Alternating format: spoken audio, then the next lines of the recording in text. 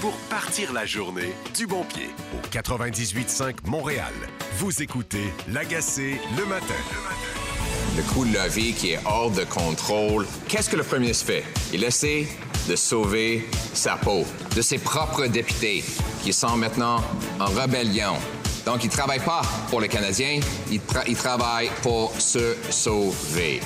On propose d'interdire les partenariats entre les écoles et les lieux de culte et on va établir des balises pour que les écoles ne deviennent pas un lieu de culte. Je présente mes excuses à ces professeurs maghrébins qui ont été abandonnés par le système, abandonnés par leurs syndicats et qui ont été contraints de quitter.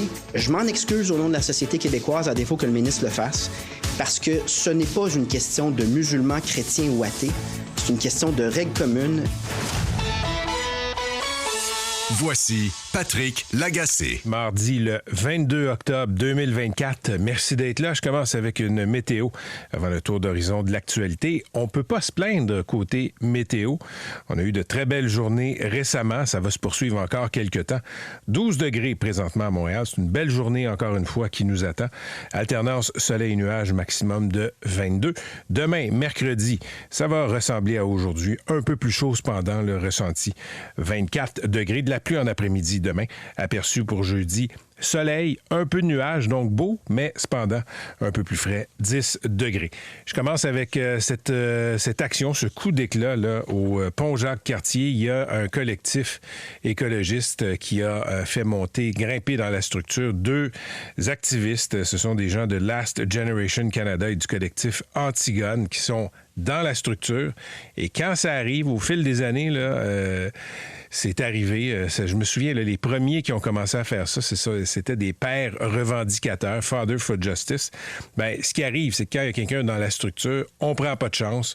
On ferme les voies. Et là, le pont Jacques-Cartier qui est fermé dans les 2 voies. Donc, les activistes qui demandent l'adhésion du gouvernement fédéral au traité de non-prolifération des combustibles fossiles, cesser l'extraction et la combustion de pétrole, de gaz et de charbon d'ici 2030 et aussi la fermeture du pipeline 9B, de la ligne 9B de Enbridge. Donc, on va revenir là-dessus. Mais si vous aviez prévu prendre le pont Jacques-Cartier ce matin, révisez tout de suite vos plans. Là, c'est fermé. Ça va être fermé, je pense, pendant quelques heures. La grosse nouvelle du jour, en commençant, c'est Thomas Gerbet de Radio-Canada qui nous apprend ça. Nordvolt, on demande, Québec céderait ses garanties financières pour sauver la maison mère. Un des grands investisseurs de Nordvolt, le fabricant de batteries suédois, c'est la firme américaine Goldman Sachs. Et ce qu'on demande, c'est que d'autres parties prenantes, comme le gouvernement du Québec, augmentent, réinvestissent. Ça, c'était télégraphié. Je vous le dis, là, j'en ai parlé il y a quelques semaines à cette antenne. Il y a des médias scandinaves qui disaient que le scénario qui était envisagé, prévisible, c'est que les investisseurs allaient se faire demander « remettez de l'argent dans la cagnotte ». Et là, ce que le journaliste Gerbet nous dit, c'est que le risque s'amplifie pour l'investissement du gouvernement Legault dans Nordvolt. Québec aurait accepté de perdre ses propres garanties financières dans le projet au profit de la banque d'investissement américaine Goldman Sachs. C'est le 2e actionnaire en importance, Goldman Sachs. Et selon les informations de Radio-Canada, la banque d'investissement a menacé la compagnie suédoise de ne pas réinjecter de fonds pour la sauver si Québec n'acceptait pas la proposition. Le 25 septembre dernier, la nouvelle ministre de l'Énergie, Christine Fréchette, était ici à cette antenne et je lui ai demandé justement si on avait demandé au gouvernement du Québec de réinvestir. Seriez-vous prête si Nordvolt le demandait à mettre d'autres dizaines de millions, voire des centaines de millions pour aider l'entreprise qui a besoin de financement? Pas en dehors du cadre qui a été convenu. On a convenu d'une entente avec Nordvolt qui prévoit des versements pour du financement à différentes étapes. On n'a pas l'ambition d'aller en dehors de ce cadre-là pour rajouter de l'argent. C'était il y a un mois et je sous-entends pas que Mme Fréchette n'a pas dit la vérité. Je pense que la situation est extrêmement fluide. Dans le cas de Nordvolt, on sait qu'il y a une restructuration là, qui est en cours avec sous l'égide d'une banque américaine. Il y a un appel au cash, comme on dit dans le milieu des affaires. Le gouvernement suédois qui a dit, nous, on ne remet pas d'argent dans Nordvolt. Donc, là, on va passer le chapeau comme ça. Et selon les sources de Radio-Canada, il y a au gouvernement, par exemple, chez Investissement Québec, à la caisse de dépôt, là, il y a des gens qui sont mal à l'aise. On sent qu'on n'a pas vraiment le choix de le faire. Et le dilemme est le suivant. Le dilemme est le suivant. C'est soit on perd les garanties et Nordvolt est sauvé, ou je conserve mes garanties et Nordvolt est foutu. Mais il va falloir que Québec mette du cash là-dedans. Il y a quand même des sources au gouvernement du Québec, semble-t-il, qui sont mal à l'aise. Parce que là, le placement qui était d'un risque gérable, selon ce qu'on nous disait, devient à haut risque. Et l'idée, là, ce qu'on a dit au gouvernement du Québec, c'est le projet, le volet québécois du projet, c'est un volet qui va fonctionner, qui est bien financé. Et les représentants de Nordvolt, là, la maison mère, ont clairement évoqué que le Québec avait une grande partie du sort de la multinationale entre ses mains. Donc, il y aura des répercussions aujourd'hui. On va en entendre parler. On va essayer d'aller chercher des éléments de contexte là-dessus. On a fait une demande d'entrevue avec la ministre Christine Fréchette aussi. On va se faire une circulation immédiatement. Là, comme je vous disais, ça brasse au pont Jacques-Cartier. Salut, Marc. Oui, salut. Il y a de plus en plus de problèmes Rive-Sud vers Montréal. On va commencer avec Jacques-Cartier, toujours fermé dans les deux directions. Comme tu l'as mentionné, présence de 2 manifestants dans la structure, il n'y a pas de chance à prendre. Éviter les vibrations, éviter des problèmes supplémentaires, bien sûr, pour la sécurité de tout le monde. C'est fermé. Les policiers sont en intervention présentement. Il n'y a pas d'accès. C'est même au niveau de Papineau-Nord, fermé à la rue de Maisonneuve. Donc, vous ne pouvez pas poursuivre plus loin. Vous devez absolument emprunter un détour. Là, les gens révisent la stratégie, surtout Rive-Sud vers Montréal, qui est le sens de l'heure de pointe. Ça commence à être de plus en plus difficile au tunnel à Fontaine. On arrive à presque de Mortagne. Et là, il y a une situation qui se passe au pont Victoria. Il s'agit de 2 camions qui se sont engagés au pont Victoria, mais les camions au-dessus d'un certain poids sont interdits sur cette structure. Il y a de l'affichage. C'est pas la première fois que ça se produit. Et quand ça arrive, on doit soit faire reculer le camion ou à tout le moins intervenir. Et là, il n'y a rien qui passe à Victoria non plus vers Montréal. Donc là, il y a 2 traversées, Jacques-Cartier et Victoria, qui sont inopérantes pour au moins entrer en ville. Ça vous laisse les 3 autres, mais vous comprendrez que tout le monde révise la stratégie, se dirige ailleurs, notamment sur la 10 Ouest vers le pont Samuel de Champlain. C'est fortement congestionné depuis l'autoroute 30. C'est une procession de véhicules. Et on va voir là, dans les prochaines minutes, ça risque de débouler pas mal si on n'arrive pas à ouvrir une des structures pour entrer en ville. Donc, je vais suivre ça de très près. Si vous avez besoin d'être aiguillé, vous avez besoin d'un coup de pouce ce matin, n'hésitez pas à communiquer avec moi. Abonnez TELUS étoile 985 ou le 514-768-2625. Je tenterai de faire de mon mieux pour vous aider parce que ça risque d'être assez compliqué. Tunnel à Fontaine vers le sud, au moins Yves-Prévost. Métropolitaine Ouest, c'est dans le secteur Saint-Michel, c'est par intermittence. Provenance du Nord, il y a moins de pression. C'est bien sur la 15 des Laurentides, moins bien sur la 13 à partir de Dagenais. Terrebonne sur la 25 depuis la 640. À l'ouest, pour l'instant, ça roule. Pont de l'île aux Tourtes ou encore les ponts Tachereau et Galipo au niveau de l'île Perrot. Et le prix de l'essence à Montréal aujourd'hui, entre 1,57 et 1,59 pour un litre d'ordinaire. Merci, Marc. 6 heures presque 12 minutes.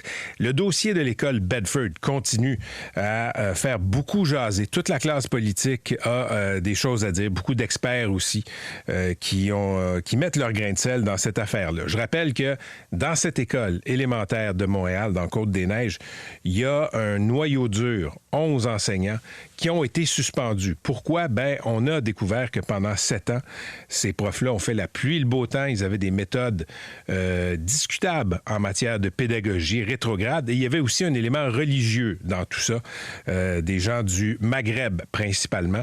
Donc, il y avait aussi des liens avec une mosquée du quartier. Bref, cette école-là est sous la loupe. Les 11 enseignants ont été suspendus, on le sait, samedi soir. Et là, la presse est allée voir hier ce qu'en pensaient les parents. Il y a des parents qui disent, écoutez, tout ça est perturbant, tout ça est pas souhaitable, évidemment.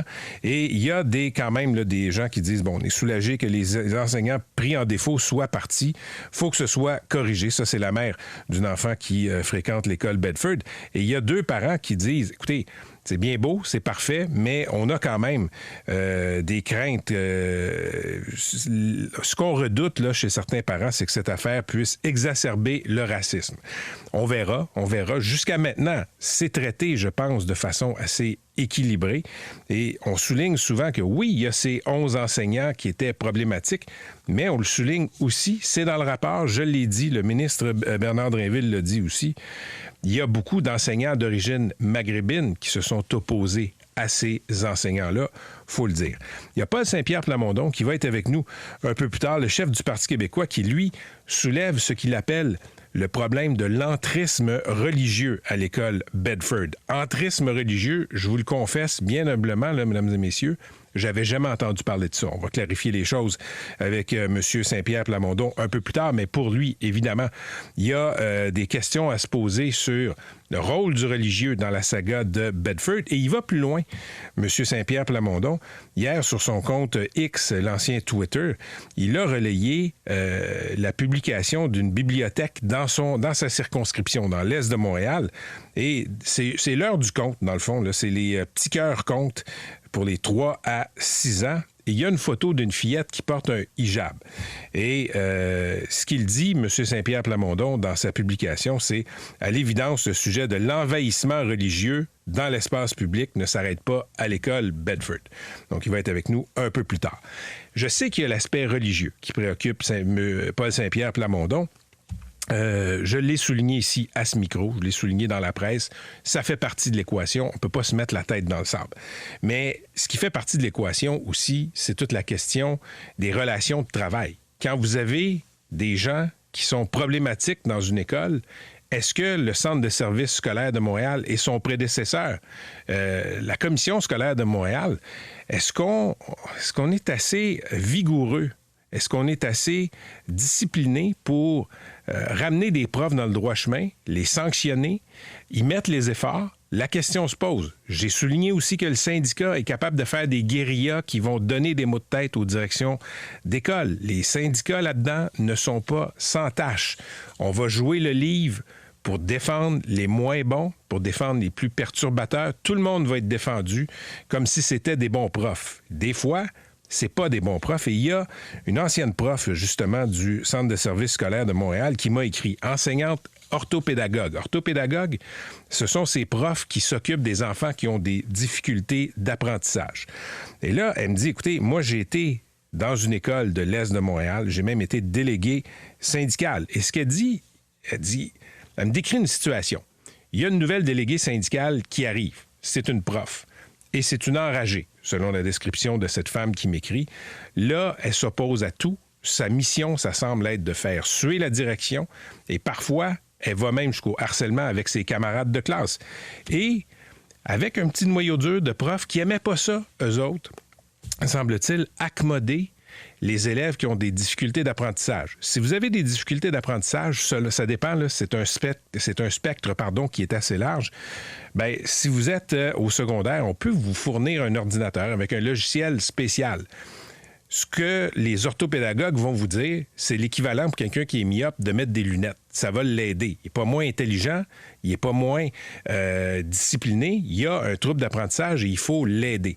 Mais il faut que les profs collaborent aussi, parce qu'il y a la question de l'ordinateur, la question du logiciel, etc. Ça peut être un peu lourd pour des profs, mais c'est bon pour les élèves. C'est prouvé que c'est bon. Et il y a plein de parents qui m'écoutent présentement qui savent c'est quoi le logiciel WordQ. Bien, c'est un exemple. Dans cette école-là, selon le témoignage que j'ai reçu, bien, la déléguée syndicale a dit il n'y en a plus d'aide aux élèves dans nos classes. Puis là, il n'y a pas d'indication que il y avait une connotation culturelle ou religieuse. Mais ça pose la question. Quand tu as des profs qui font suer, quand tu as des profs qui utilisent leur force d'inertie pour ne pas faire avancer les choses, qu'est-ce que tu fais? Idéalement, ça devrait être du ressort de la direction de sanctionner, mais je vous le dis, c'est extrêmement difficile de sanctionner. Toujours en éducation, vous pourrez lire à la une du Devoir les étudiants à la maîtrise qualifiante qui sont à bout de souffle. Les étudiants à la maîtrise qualifiante, ce sont des profs qui sont en classe et parallèlement qui vont à l'université pour avoir leur certification de prof. Donc, ils travaillent, ils étudient en même temps. Souvent, ce sont des adultes qui sont à l'école. Bien, on en perd 40 %. Sur 10 qui s'inscrivent, il y en a 40 % qui abandonnent. C'est un problème, évidemment, pas besoin de faire un dessin en cette période de pénurie. Parlant de pénurie, il y a un beau cas qui nous arrive des îles de la Madeleine. Vous pourrez voir ça, là, c'est un reportage de Radio-Canada. C'est sur le site de Radio-Canada, dans la section des îles de la Madeleine et de la Gaspésie. Des Tunisiennes, 7 éducatrices tunisiennes qui ont été recrutées là-bas en Tunisie et qui s'en viennent prêter main forte. Ça va permettre, là, dans les services de garde là-bas, d'ouvrir environ 40 nouvelles places. Donc, on parle souvent des problèmes qui sont causés par toutes sortes de nouvelles catégories d'immigrants là, qui ont été autorisés à entrer au pays par le gouvernement Trudeau.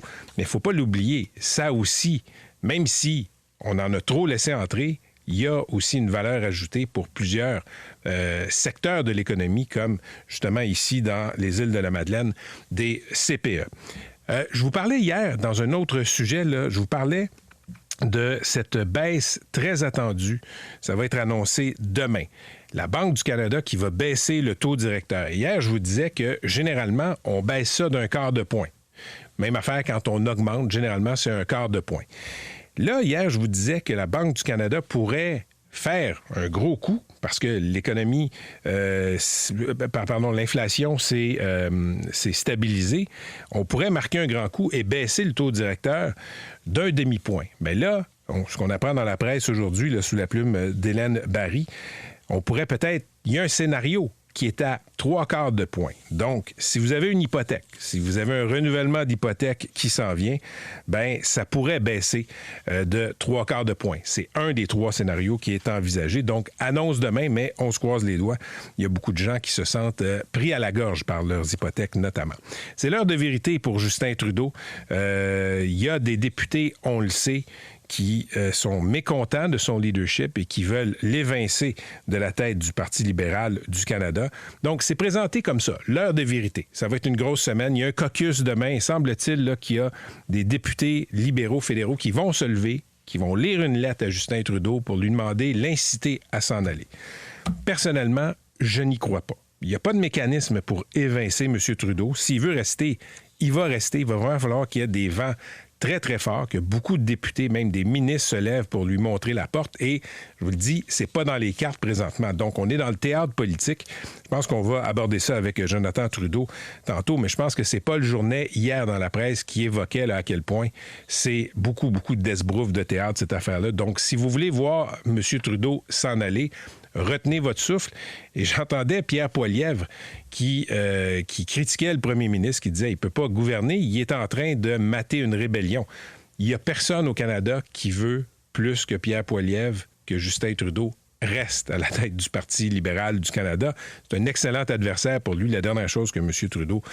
Poilievre, souhaiterait, c'est que M. Trudeau s'en aille. Politique américaine, aujourd'hui, on est mardi, le 22 octobre, dans exactement 2 semaines, ce sera l'élection présidentielle américaine. Et évidemment, vous le savez si vous suivez un peu l'actualité, là, l'élection, présentement, quand on regarde les sondages, elle est très serrée, beaucoup trop serrée pour faire des pronostics à ce stade-ci. Et il y a toutes sortes de clientèles électorales aux États-Unis qui sont présentement là, courtisées, évidemment. Il y a un texte dans le New York Times très intéressant qui a été publié hier, et c'est l'opération séduction qui est lancée par Donald Trump et ses alliés pour séduire les jeunes hommes. Les jeunes hommes de moins de 30 ans étaient acquis aux démocrates. Bien là, de plus en plus, ces dernières années, quand on regarde les sondages, quand on regarde les différents patrons de vote là, dans les États, par exemple, ce qu'on voit, c'est qu'il y a de plus en plus de jeunes hommes de moins de 30 ans qui s'en vont vers les républicains, beaucoup plus que chez les femmes. Et ce texte-là explique ça par le mal-être des hommes. Je sais que c'est pas un sujet extrêmement populaire, à quel point les hommes ne vont pas bien, mais c'est une réalité qui est sociologique, mais qui a des effets aussi électoraux. Parce que ces jeunes hommes-là, qui sont isolés, qui sont moins présents dans le marché du travail, qui ont moins tendance à avoir des relations stables avec des gens du sexe opposé, ben ils ont une colère. Est-ce que l'idée ici, c'est de dire que leur colère est justifiée? Je fais juste constater, il y a cette colère.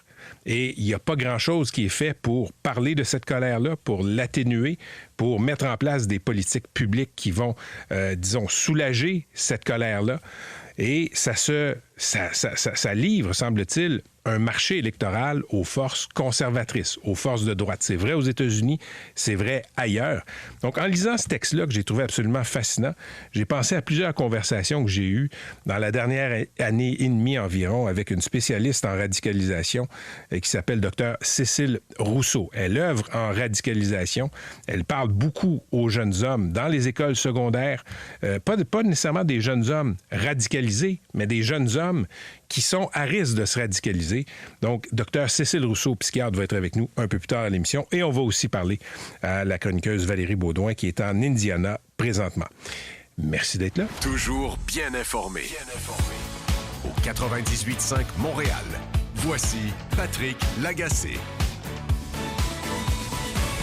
Donc, oui, mauvaise surprise pour les automobilistes ce matin. Le pont Jacques-Cartier, Marc le disait, là, qui est bloqué dans les deux directions depuis maintenant 2 heures par des activistes environnementaux de Last Generation Canada et du collectif Antigone. Il y a 2 personnes qui ont grimpé dans la structure du pont. On déroule des banderoles. On a des demandes à faire au gouvernement canadien pour réclamer des actions en matière de lutte contre les changements climatiques. Un des grimpeurs est avec nous. Il s'appelle Jacob Pirot. Il est militant pour le collectif Antigone. Monsieur Pirot, bonjour. Oui, bonjour. Est-ce que vous m'entendez bien? Oui, je vous entends bien. Dites-moi, qu'est-ce que vous faites là? Oui, en fait, moi, je suis ici aujourd'hui, pas par plaisir, évidemment. Je suis ici aujourd'hui parce que c'est nécessaire, en fait, que ce message-là soit entendu. On a dû grimper, en fait, cette structure-là pour passer un message qui s'il est ignoré, menace la vie de millions de personnes. OK. Monsieur Pirot, en 2019, il y a d'autres militants qui ont fait le même coup d'éclat au pont Jacques-Cartier. Quel est l'effet concret que ça a eu, cette action, il y a 5 ans? En fait, ça a été un des plus gros débats de société, en fait, par rapport à l'urgence climatique. Je ne sais pas si vous vous rappelez, mais c'était 2 semaines après la manif d'un demi-million de personnes dans les rues à Montréal.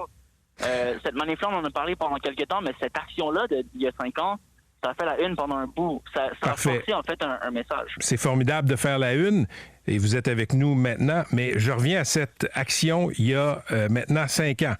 On peut parler de la manif aussi que vous évoquez. Quel changement concret ça a eu?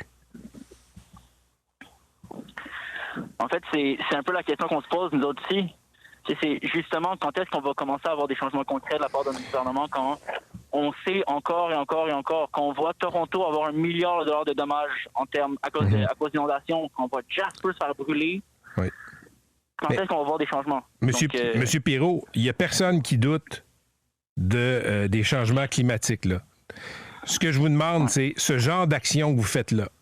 Est-ce que ça a un effet? Ça fait 2 fois que je vous pose la question. Ça fait 2 fois que vous ne me donnez pas de réponse. Donc, j'ai envie de vous dire que c'est un peu inutile ce que vous faites. Je peux vous dire qu'il y a une réponse. Laquelle? L'enjeu en ce moment, c'est vraiment de s'assurer que ce message-là soit transmis. C'est ça le principe de la désobéissance civile. Le principe de faire ça à votre visage découvert, de me dire « Bonjour, je m'appelle Jacob Pirot, j'ai 24 ans et voici pourquoi je fais ça ». C'est pour démontrer qu'en tant que citoyen normal, en tant que jeune personne du Québec qui fait juste se pointer et essayer de faire quelque chose par rapport à ses petits-neveux, je suis quelqu'un qui nécessite, en fait, qui a besoin de faire quelque chose puis qui réalise que notre société en ce moment, elle est malade. Ça, c'est un message qui n'est pas compris, en fait. C'est quelque chose qui soit n'est pas compris, soit est difficilement accepté. Vous dites quoi aux gens dont vous avez perturbé le quotidien ce matin? J'aurais tellement voulu ne pas avoir à faire ça. C'est quand pas par plaisir. En fait, ces personnes-là, j'ai tendance à penser que je sens une forme de camaraderie. Étrangement, je suis conscient que ces personnes-là doivent être absolument fâchées contre moi. Mais pour être bien honnête, moi non plus, j'avais pas envie d'être bloqué ce matin. J'avais pas envie de faire ça, mais c'est quelque chose qui est nécessaire considérant une action gouvernementale. Ce que j'ai envie de leur dire, en fait, c'est que cette colère-là, elle est justifiée, absolument. Mais je pense que cette colère-là, si on pouvait la reposer pour 1 seconde, puis se dire, est-ce qu'elle devrait être dirigée envers le jeune de 24 ans qui a décidé de faire quelque chose par rapport à un futur incertain, ou est-ce qu'elle devrait être dirigée vers un système qui, dans les faits, prend pas vraiment soin de sa propre population? C'est ça le principe de notre gouvernement, c'est de s'assurer que si nous, on suit les lois, le gouvernement protège sa population. Okay. Et en ce moment, Je vous repose la question une dernière fois, M. Pirot. Là, je rappelle aux gens qui viennent de se joindre à nous que vous êtes un des 2 grimpeurs sur le pont Jacques-Cartier et que c'est vous qui avez provoqué la fermeture du pont. Est-ce que... En fait, pour être bien honnête, c'est pas nous. C'est la police qui a provoqué la fermeture du pont. C'est pas dans la Monsieur Pirot, Monsieur Pirot, le passé garant de l'avenir, vous saviez très bien ce que vous faisiez en montant là. Pour être précis, je ne dis pas qu'on n'a rien à voir là-dedans. Ce que je dis, c'est que c'est la police qui décide de bloquer toutes les voies, en fait. Par rapport à où on est, c'est pas nécessaire pour eux de faire ça. C'est quelque chose qui a été, j'ai envie de dire, debunked en 2019, et c'est quelque chose qu'on tient à prendre en compte aujourd'hui, en fait, que la police n'a pas besoin de bloquer toutes les voies. Je vous pose la question une dernière fois, si vous permettez. En 2019, il y a eu la même action. Au-delà de la sensibilisation puis des manchettes, est-ce que ça a changé quelque chose au chapitre des politiques publiques pour faire baisser les GES? Ce qu'on a vu, c'est un intérêt par rapport à cette lutte-là. OK, mais ça, c'est pas un changement concret. Un changement concret, c'est un changement culturel. Notre révolution au Québec, elle était tranquille. Il faut réaliser qu'on se bat. On est un peuple qui se bat, un peuple qui est fier. Et de dire qu'un changement culturel, c'est pas un changement, je trouve que c'est difficile. Est-ce qu'on peut être d'accord là-dessus? C'est moi qui pose des questions. Vous allez redescendre quand, M. Pirot?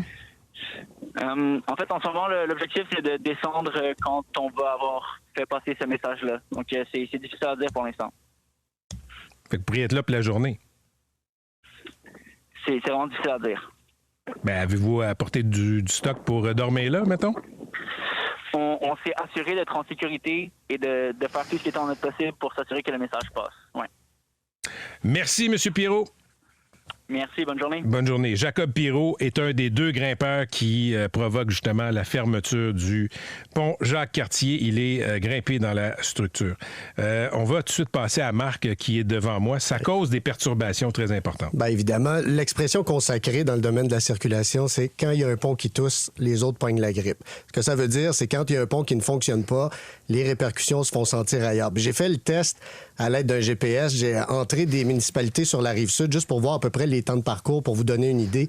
Il n'y a rien présentement, Rive-Sud vers Montréal, en dedans d'1 heure, 1 heure et demie. Vieux-Longueuil, Montréal, c'est 1h04, 1h07 minutes au minimum. Donc, pour les gens, en partant, la recommandation, si vous le pouvez, retardez le départ. Attendez de voir comment ça va se passer en espérant qu'il y ait une réouverture éventuellement. En termes de congestion, Jacques-Cartier fermé, répercussions sur la 132 Ouest, c'est de Jacques-Cartier jusqu'au pont Samuel de Champlain, en passant par la sortie pour le pont Victoria, 132S depuis le bassin La Prairie, Samuel de Champlain depuis la 30, tunnel La Fontaine depuis la 30, le pont Victoria, tout le secteur de Saint-Lambert, tout le secteur de Lemoine, jusque depuis la 116, c'est congestionné. Même le pont Honoré-Mercier, c'est du 5 km au minimum de chaque côté. Et il faut ajouter en plus qu'il y a un accident sur la Rive-Sud. Ça tombe mal, mais ça concorde présentement. Là, 2 événements qui arrivent en même temps. Vous avez une fermeture partielle, mais c'est à la Rivière-Richelieu. Il s'agit d'un carambolage. Donc là aussi, on parle d'un 5 à 7 km de congestion dans les 2 directions. L'heure de pointe, Rive-Sud vers Montréal ce matin, elle est bousillée. C'est en raison de cette fermeture au pont Jacques-Cartier et on va suivre ça de très près. Et je veux donner aussi juste un mot concernant la RTL. La ligne 86, c'est une des lignes du RTL, le réseau de transport de Longueuil. Ça part de Boucherville, ça se rend au terminus centre-ville, ça passe par Jacques-Cartier. Je reçois des commentaires d'usagers de vos lignes d'autobus qui aimeraient ça savoir quels sont les détours. Le dernier avis à la clientèle sur le site web, ça date du 8 octobre. Ce serait bien de faire une mise à jour. C'est un message pertinent, Marc. Merci beaucoup. On va se retrouver très bientôt. Marc Brière de notre salle de nouvelles, Cogeco Nouvelles, est sur les lieux. Carl, la Sûreté du Québec vient de faire le point. Oui, exactement, Patrick. Donc, pour parler des négociations qui sont en cours avec les gens qui sont sur la structure du pont, ça bouge pas beaucoup là, tout de même. On a des pompiers du service d'intervention en hauteur là, qui sont rendus à proximité de la structure pour aller leur parler. Mais bon, ils viennent de terminer l'entrevue. Ils pourront être plus parlables. Mais il y a des enjeux de sécurité pour la Sûreté du Québec. On le disait, là, on peut pas laisser des voies ouvertes sur le pont quand il y a des gens qui montent sur la structure comme ça. Il y a un enjeu de sécurité très grand. Imaginez s'il y avait une chute alors que les autos qui circulent, ça pourrait être désastreux l'impact. Alors, écoutons Benoît Richard, le porte-parole de la Sûreté du Québec, nous indiquer de ce qui s'en vient, oui. Alors, présentement, ce qui se passe, c'est que les négociateurs ainsi que les enquêteurs de la Sûreté tentent d'avoir une reddition pacifique des gens qui sont installés dans la structure. Ce qui est important de savoir, c'est qu'on est très conscient de l'impact que ça a sur la circulation. Toutefois, on doit s'assurer que les gens puissent descendre de façon sécuritaire. Merci, Carl. On va se reparler très bientôt. À plus tard. C'était Carl Marchand qui couvre ce blocage du pont Jacques-Cartier par des militants écologistes. Puis juste, je reviens 20 secondes sur l'entrevue que j'ai réalisée avec Jacob Pirot, là, qui est grimpé là. Écoutez, je sais que les écologistes vont m'écrire pour me dire que la planète brûle. C'est vrai, je suis d'accord avec vous. Je pense juste que la meilleure façon de changer des politiques publiques, c'est d'élire des partis qui vont changer les politiques publiques. Je pense que grimper dans les ponts comme ça, la preuve a été faite à de nombreuses reprises. Bloquer des routes, bloquer l'aéroport, ça fonctionne pas. Tout ce que vous réussissez à faire, c'est de fâcher les gens. Toujours bien informé.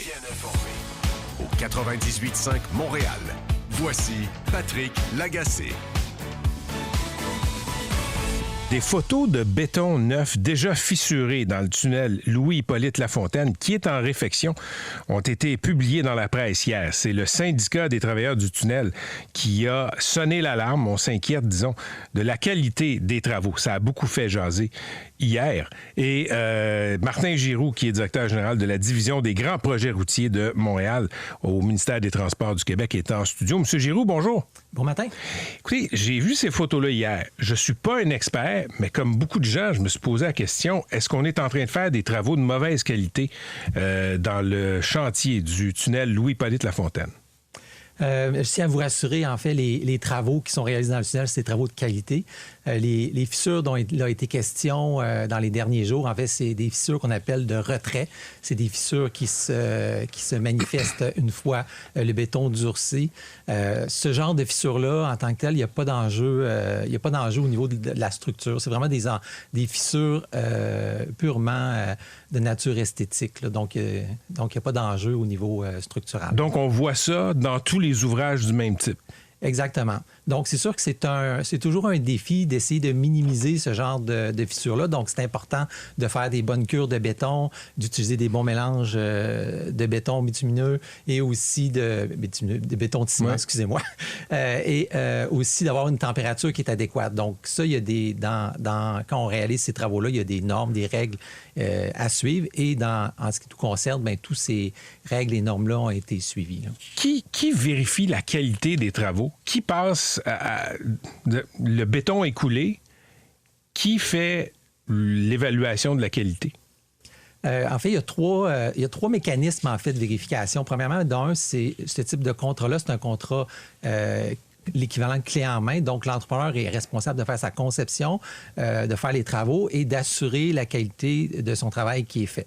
Donc, ça, c'est le premier mécanisme. Donc, il y a des ingénieurs qui font partie du groupe de l'entrepreneur qui attestent que les travaux sont faits conformément, donc qui signent des plans à la fin des travaux. Autre mécanisme, il y a un certificateur indépendant qui est indépendant de l'entrepreneur et du ministère, qui, lui, s'assure du suivi des règles contractuelles, donc que toutes les normes et exigences sont suivies. Deuxième mécanisme, et délivre des attestations en vue des paiements de l'entrepreneur. Troisième mécanisme, en fait, le ministère a des équipes sur place, donc des ingénieurs qui font des audits, donc qui vont aller vérifier différentes opérations qui sont réalisées par l'entrepreneur pour s'assurer aussi de la qualité des travaux. Donc, il y a des audits qui sont planifiés, mais on peut aussi aller faire des interventions ponctuelles pour aller vérifier la qualité des ouvrages. OK. Donc, les photos qui ont circulé hier, ces pans de béton-là, ce que vous me dites, c'est qu'ils ont été révisés par ces 3 couches de protection-là, si on veut, là, de gens qui viennent évaluer, là. Exactement, puis ça a été considéré comme conforme au contrat. Donc, tout ce qui a été fait de façon en respect du contrat, donc, et de qualité. Qui s'occupe du béton? C'est quoi le nom de la compagnie qui s'occupe du béton? Oh, là, je ne pourrais pas vous dire. L'entrepreneur qui produit le béton, je n'ai pas le nom de la compagnie, là, désolé. Il n'y a pas beaucoup de joueurs au Québec, je pense, qui font ça. Non, effectivement. Non. C'est quoi, il y a 4-5 compagnies, peut-être? Dans la région de Montréal, oui, probablement. Okay. Ça se peut-tu que c'est béton provincial? Possible. OK. Je n'avancerai pas. C'est vrai que c'est entre béton provincial puis Lafarge, à savoir qui allait être le fournisseur? Ça, c'est l'entrepreneur qui fait ces ententes-là. Nous, on n'est pas impliqués dans les discussions Mais vous êtes au ministère des Transports, là, quand même. Là. En fait, nous, on s'assure que les mélanges et le produit posé est de qualité et répond aux normes. Donc, à savoir si Lafarge avait un meilleur mélange de béton que béton provincial, ça, vous le savez pas. Bien, en fait, nous, l'entrepreneur doit mettre un mélange qui est conforme aux exigences du ministère, donc qui viennent d'un entrepreneur ou d'un autre. Il n'y a pas de différence. C'est un consortium qui s'occupe des travaux de réfection du tunnel Louis-Hippolyte Lafontaine? Exactement. C'est quoi le nom du consortium? C'est Renouveau Lafontaine. Et c'est composé de? Il y a le groupe Pomerleau. Québécois? Oui, Vinci, Daudin. Donc, Eurovia, là, donc aussi, là, qui fait partie de... Donc, un Québécois, puis les deux autres, c'est des groupes québécois aussi? Eurovia, en fait, a une branche ici au Québec, mais aussi en Europe. OK. Comme c'est un consortium, expliquez-moi ça, M. Giroux. Là, vous êtes le patron de la division des grands projets routiers pour la région de Montréal au MTQ. Disons que dans 5 ans, là, on réalise que finalement, le béton, il n'était pas de si bonne qualité. Je dis pas qu'il ne l'est pas, mais disons qu'on découvre ça dans 5 ans. Le consortium, lui, qui a fait les travaux de réfection, légalement, est-ce qu'il existe encore? Est-ce qu'on peut revenir contre le consortium? Bien, en fait, c'est les garanties légales qui s'appliquent. Au-delà de ça, en fait, c'est pour ça, en fait, qu'on a des exigences, on a des normes et on doit s'assurer qu'elles sont suivies tout le long des travaux parce qu'on a la garantie, en fait, de la durabilité par l'expertise qu'on a acquise avec les années. Je comprends, mais on a déjà vu dans l'histoire de l'humanité des garanties qui n'ont pas été respectées. Fait que je vous pose la question. Disons que 5 ans après la fin des travaux, là, le béton, il se met à craquer, puis c'est un problème. Vers qui le gouvernement québécois va se retourner si c'est un consortium? Bien, le consortium est une entité existante. Donc, même après la fin des travaux? Bien, il y a une garantie qui est prévue au contrat. Donc, l'entrepreneur, l'entité demeure en place pour une durée, je pense, de 5 ans là, par rapport à la garantie des travaux. Pour le reste, bien, c'est sûr que ça ne dégage pas les entités qui composent le consortium là, si jamais il y a des enjeux ultérieurement. OK. Là, est-ce que ce chantier-là, arrêtons de parler du béton, est-ce que ce chantier-là est dans les temps présentement? Oui, effectivement. On a prévu, en fait, terminer les entraves majeures à l'automne 2026, excusez-moi. Donc, ça progresse en ce sens-là. Aussi, la fin des travaux de chaussée du secteur de la 25 Nord, 25 devrait se terminer en 2025, automne 2025. Donc, ça progresse comme prévu. Puis, une fois les entraves majeures terminées, il va y avoir quand même des travaux pour finaliser, d'aller finaliser les secteurs où il y a les croisements de circulation pour aller remettre les usagers dans les voies dans lesquelles ils circulent actuellement. Qu'est-ce que vous voulez dire, les croisements? C'est les croisants actuellement. Il y a des zones qui emmènent les véhicules dans la direction opposée. Bien, cette section-là, on ne peut pas la construire actuellement parce qu'il y a de la circulation. Donc, à la fin, il y aura un 3-4 mois où il va falloir aller finaliser ces zones-là. Mais là, on est en octobre 2024, la fin complète des travaux, là, le tube est restitué là, normalement, c'est quand? À 100%, probablement au début de l'été 2027. S'il y avait eu s'il y avait eu des vis, des surprises dans le chantier, on sait que ça peut arriver. Est-ce que ces surprises-là auraient déjà été découvertes? Bien, c'est sûr que plus on avance, moins on peut constater ce genre de choses-là, mais il reste quand même beaucoup de travaux à réaliser. Pour l'instant, on n'a pas de nouvelles surprises. Les tours de ventilation demeurent quand même un grand défi aussi au-delà des travaux. C'est les tours qui sont de chaque extrémité du tunnel qui assurent la ventilation des tubes. Donc c'est une composante importante là, dans la réalisation des travaux. Puis pourquoi c'est un défi? Parce qu'en fait, les tours sont endommagés. Il faut s'assurer de tout remplacer des ventilateurs et de réparer les tours de ventilation. Donc, c'est là-dessus que les équipes travaillent très fort. Rappelez-nous, M. Giroux, le budget anticipé pour la réfection du tunnel. C'est 2,5 milliards de dollars de prévus. Puis est-ce qu'on est à l'intérieur des budgets prévus? Oui, à ce moment-ci, on est à l'intérieur des budgets prévus. Pas de surprise pour l'instant? Pas de surprise pour le moment. Merci de votre visite en studio. Merci beaucoup. C'était Martin Giroux, qui est le grand patron de la division des grands projets routiers de Montréal pour le ministère des Transports du Québec. On va maintenant aller aux États-Unis. Dans 2 semaines, exactement, ce sera l'élection présidentielle, on le sait. C'est extrêmement serré. Quand on regarde les sondages, il n'y a pas beaucoup de gens qui seraient prêts à parier quelques dollars pour déterminer si c'est Mme Harris ou M. Trump qui va gagner. Donc, Valérie Beaudoin, chroniqueuse spécialisée en politique américaine, chercheuse à la chaire Raoul Dandurand, est présentement dans l'État de l'Indiana. Salut Valérie! Salut Patrick. Tu as visité une des villes les plus dangereuses aux États-Unis, la ville de Gary en Indiana. Comment ça s'est passé? Écoute, pour la petite anecdote, c'est aussi la ville où Michael Jackson est né et a grandi. Alors, il y a des gens qui ont peut-être déjà entendu Gary en Indiana. Je suis allée voir la maison de la famille Jackson, qui était très petite, ma foi, pour tous ses enfants. Mais la ville de Gary en Indiana, écoute, c'est symptomatique de tout ce qui se passe aux États-Unis quand il y a une entreprise qui quitte. Il y a une fonderie qui a quitté dans les dernières années. Et entre 1960 et aujourd'hui, ils ont perdu le 2 tiers de leur population. Alors aujourd'hui, ils sont à peu près estimés à 67 000. Il y a haut taux de criminalité, haut taux de pauvreté. Écoute, il y a plus de 80 % de gens qui sont non blancs dans la ville, la majorité des Afro-Américains. Et quand tu passes à travers la municipalité, c'est comme s'il y avait eu une guerre ou quelque chose. L'église est détruite. Il y a des maisons qui sont barricadées un peu partout. Il y a des maisons qui ont passé au feu, qu'on a laissées comme ça. C'est vraiment une autre planète, là, cette ville-là de Gary en Indiana. Et généralement, cet État-là, ça vote de quel côté? Républicain. Ça vote républicain en Indiana, mais à Gary particulièrement, c'est démocrate. Alors, c'est beaucoup plus la concentration afro-américaine. Donc, statistiquement, ils vont voter démocrate. C'est collé sur Chicago. On est, pour vous donner une idée, là, à 40 km de Chicago seulement. C'est comme si c'était une espèce de banlieue même. Mais voilà. Valérie, c'est un pays que tu visites souvent. C'est l'objet de ton expertise, les États-Unis. Comment explique aux gens qui nous écoutent, là, qui regardent la politique américaine, puis on le sait au Canada, là, s'il y avait une élection présidentielle, Mme Harris gagnerait. Explique pourquoi M. Trump est à ce point dans le coup dans cette élection américaine, malgré toutes ses frasques. Écoute, il y a plusieurs raisons. Le fait qu'il y a 2 partis politiques, je vais partir de la base, là. 2 partis politiques, tu as le choix entre un démocrate et un républicain. Si toute ta vie, tu as été républicain, tu ne veux rien savoir des démocrates. Tu sais, la peur du socialisme, là, on va bien en rire, là, mais il y a encore beaucoup de gens qui pensent comme ça. Ils disent le Parti démocrate, c'est trop à gauche. Alors, c'est quoi leur choix?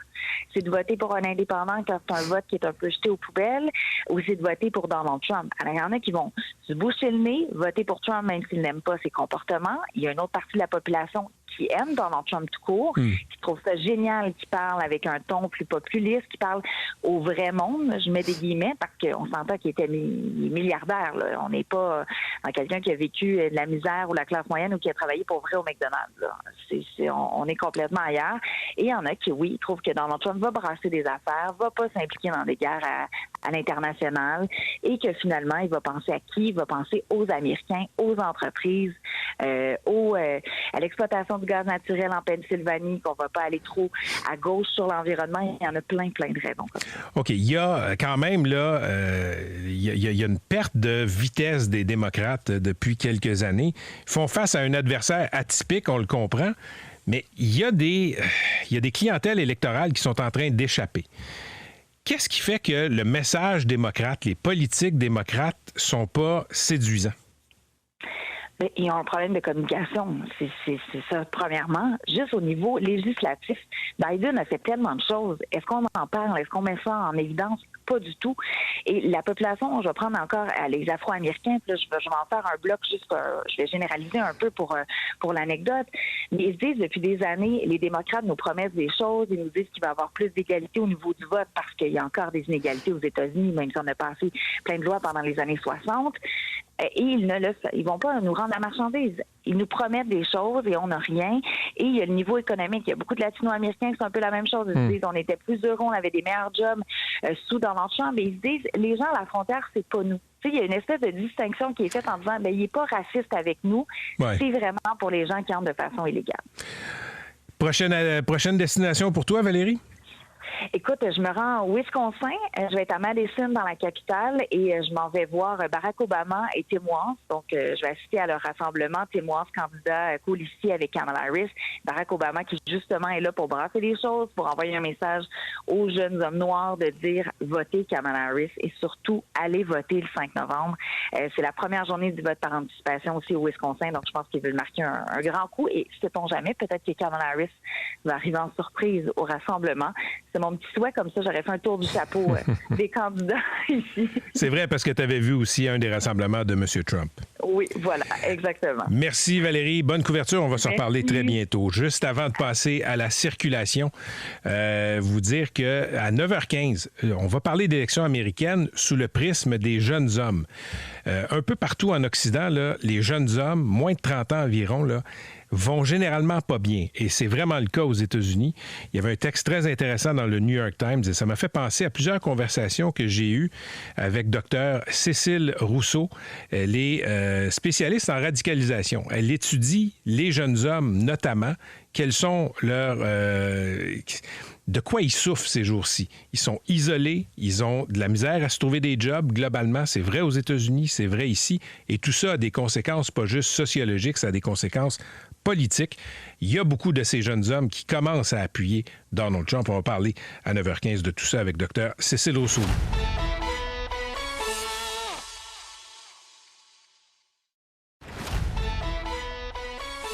Voici Patrick Lagacé. Vous êtes probablement déjà en train de prendre des rendez-vous pour changer les pneus en prévision de l'hiver, mais vous l'avez peut-être remarqué, ça coûte de plus en plus cher changer ces pneus. Il y a plein de raisons pour ça.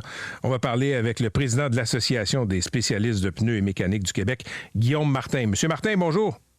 Bonjour, ça va bien? Ben oui, ça va, vous. Écoutez, on nous a signalé ça, on a vu ça dans les médias aussi, là. Ça coûte de plus en plus cher changer ces pneus. Comment ça se fait?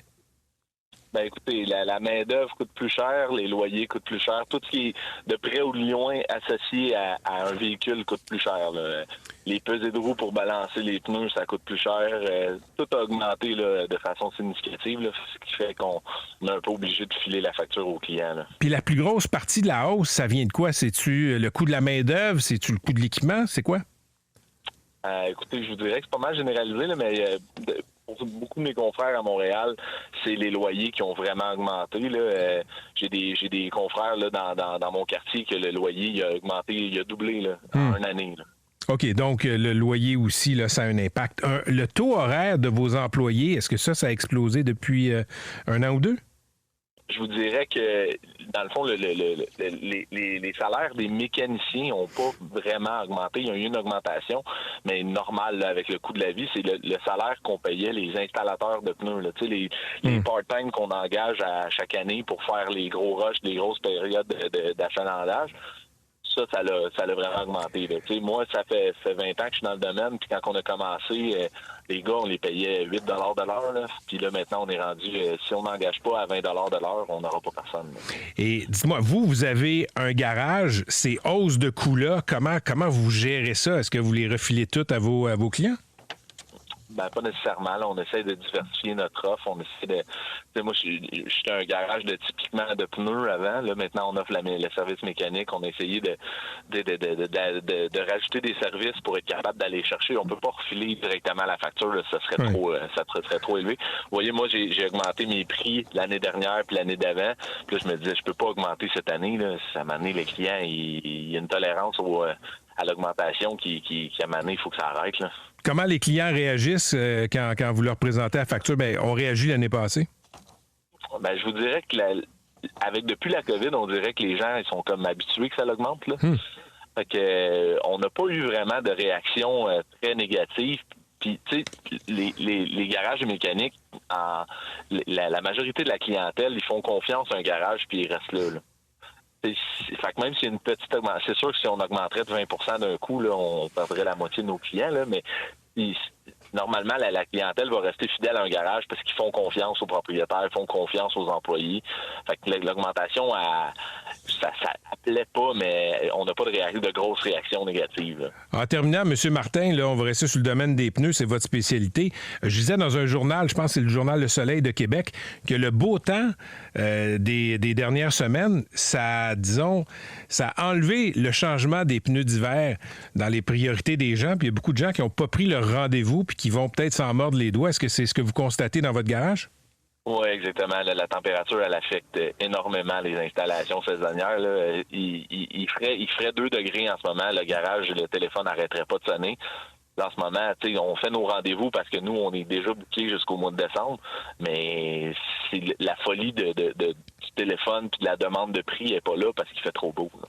Bien, écoutez, le message est lancé. Les gens devraient prendre le rendez-vous tout de suite. Merci, M. Martin, d'avoir été avec nous. Je vous souhaite une bonne journée puis une bonne saison des changements de pneus. Salut. Une des grandes joies de faire une émission du matin, c'est qu'on est les premiers à voir les nouvelles. Et à 4 heures, je suis tombé sur une nouvelle de Radio-Canada, Québec qui envisage de ne plus changer l'heure au Québec. Il y aura un projet de loi qui serait déposé en ce sens. Donc, peut-être que dans la nuit du 2 au 3 novembre prochain, ce serait la dernière fois qu'on changerait l'heure. Je vous avoue, mesdames et messieurs, ça me comble de bonheur. Ça m'affecte toujours. L'horloge biologique qui sort toujours amochée pendant quelques semaines du changement d'heure. Docteur Roger Godbout est directeur du laboratoire de recherche sur le sommeil de l'Université de Montréal. Docteur Godbout, bonjour. Bonjour, M. Lagacé. Est-ce qu'il y a une raison biologique, scientifique, qui justifie le changement d'heure? Zéro. J'ai quasiment envie de conclure l'entrevue là-dessus. OK, mais d'abord, pourquoi est-ce qu'on s'entête 2 fois par année à changer l'heure en Occident? C'est parce que c'est établi déjà. Changer d'habitude, c'est difficile. Il faut prendre en considération de nombreux facteurs. D'abord, on ne vit pas la même chose ici au nord du 49e parallèle qu'aux États-Unis. Quand on vit dans les États du Sud, comme le Texas ou la Floride, on est proche de l'équateur. Puis dans le bout de l'équateur, les journées sont divisées en 12 heures de soleil, 12 heures d'obscurité, 12 heures de lumière et 12 heures d'obscurité. Plus on monte au nord, plus l'écart est grand. Et de changer l'heure, ça fait un effet d'autant plus puissant chez des personnes qui doivent subir cette manipulation-là. Il y a aussi le fait que d'est en ouest d'un fuseau horaire, par exemple, notre fuseau horaire, nous, va de, mettons, Gaspé jusqu'à North Bay, en Ontario. C'est plusieurs milliers de kilomètres, ça. Normalement, un fuseau horaire, on est pile poil sur la position du soleil au milieu du fuseau horaire. Mais quand il y a 1000 km de chaque côté, ça ne marche plus. Les gens de Gaspé devraient être sur le fuseau horaire des Maritimes, par exemple. Alors, si on se met à bousculer ça, ça va changer les habitudes de beaucoup de monde. Et surtout, je pense, au niveau social, les gens pensent qu'on gagne une heure de lumière. On la gagne pas, on la déplace. On enlève une heure de lumière quand on revient à l'heure normale le soir pour la mettre le matin, ce qui va vous faire plaisir particulièrement parce qu'il va faire noir moins longtemps. Quoi que quand on est en voiture à 4 heures du matin, ça ne change pas grand-chose. C'est vrai. Cela dit, l'idéal, c'est d'avoir, parce qu'une fois qu'on a décidé qu'on ne change plus l'heure 2 fois par année, il faut savoir qu'est-ce qu'on va adopter comme heure. L'heure normale ou l'heure avancée. L'heure normale, on l'appelle normale parce que au zénith, à midi, le soleil devrait être au plus haut dans le ciel. Et ça partage l'exposition à la lumière également de part et d'autre de midi. Autant de lumière pendant la matinée que pendant l'après-midi. Donc, on est juste envers des gens qui sont des types du matin, que ce soit forcés ou naturels, et puis des types du soir. C'est environ 20 15 dans chaque groupe, les intermédiaires au milieu, où ça dérange un petit peu moins. Et dès qu'on change ces habitudes-là, notre horloge biologique ne s'adapte pas en un tour de main. C'est pas en changeant les aiguilles de la montre que l'horloge biologique change. Ça nous prend plusieurs jours. Il y a des gens qui en souffrent quand même pas mal. Donc, ça a des impacts sur la santé physique, sur la santé mentale, qui sont assez durables d'ailleurs. On sait qu'il y a des changements au niveau de la conduite, des accidents cardiovasculaires, etc., qui existent un peu plus nombreux en période de lumière avancée, d'heure avancée que à l'heure normale. Donc, vous voyez qu'il y a plein de considérations géopolitiques et de santé qui sont là-dedans, puis on va avoir quelques débats. J'espère qu'on aura ces débats-là. J'en déduis que vous allez applaudir si, en effet, Simon-Jolin Barrette dépose ce projet de loi qui va faire en sorte qu'on ne changera plus l'heure. Je vais être suspicieux et attentif parce qu'il faut savoir quelle heure on va choisir. C'est vrai. En Ontario, par exemple, on a dit, OK, on change plus l'heure et on redéfinit ce que veut dire l'heure normale, puis on pris l'heure avancée pour la déclarer comme étant l'heure normale. On n'arrange pas les choses à ce moment-là parce que le soleil ne sera pas au plus haut à midi, il va être au plus haut à 1 heure. On va suivre ça avec intérêt. Merci, puis je vais vous réinviter pour en parler à la faveur des débats parlementaires. Merci beaucoup, Dr Godbout. Ça me fait plaisir. Au revoir. À la prochaine. C'était Roger Godbout, médecin et directeur du laboratoire de recherche sur le sommeil